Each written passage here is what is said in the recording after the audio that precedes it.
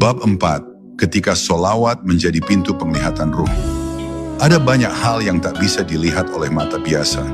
Kita hidup di dunia yang penuh warna dan bentuk, namun kenyataannya yang paling berharga tidak selalu terlihat. Cinta, rahmat, kehadiran, dan cahaya ruhani, semua itu berada di balik tirai kasat mata. Dan salah satu tirai itu bisa dibuka bukan dengan kekuatan otot, tapi dengan kelembutan hati. Ketika seseorang membaca solawat dengan keikhlasan yang dalam, maka sebuah pintu kecil terbuka di dalam dirinya.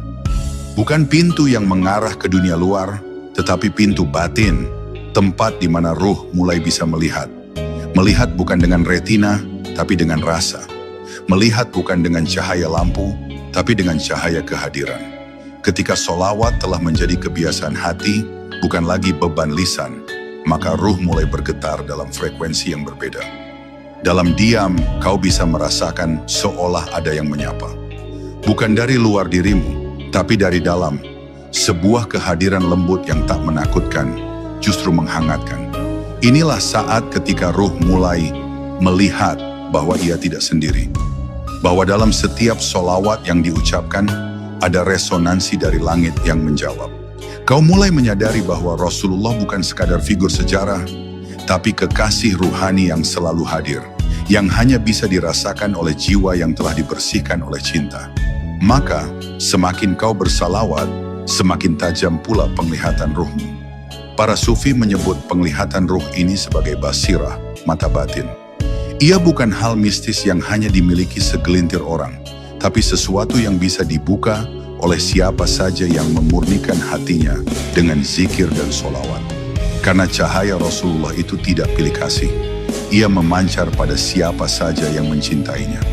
Namun seringkali kita tidak sadar, karena hati kita masih terlalu bising dengan dunia. Terlalu penuh dengan keinginan, kekhawatiran, dan ego. Maka solawat datang seperti embun, menenangkan semua kebisingan itu, hingga akhirnya hati menjadi sunyi. Dan di dalam kesunyian itu, ruh mulai bisa mendengar dan melihat, tanpa perlu berkata-kata atau membuka mata. Ada yang berkata bahwa solawat bisa membuka hijab antara kita dan Rasulullah. Tapi yang sebenarnya terjadi bukan hijab di luar, melainkan hijab di dalam. Hijab ego, hijab dunia, hijab nafsu yang menghalangi kita untuk melihat kehadiran beliau dalam hidup kita.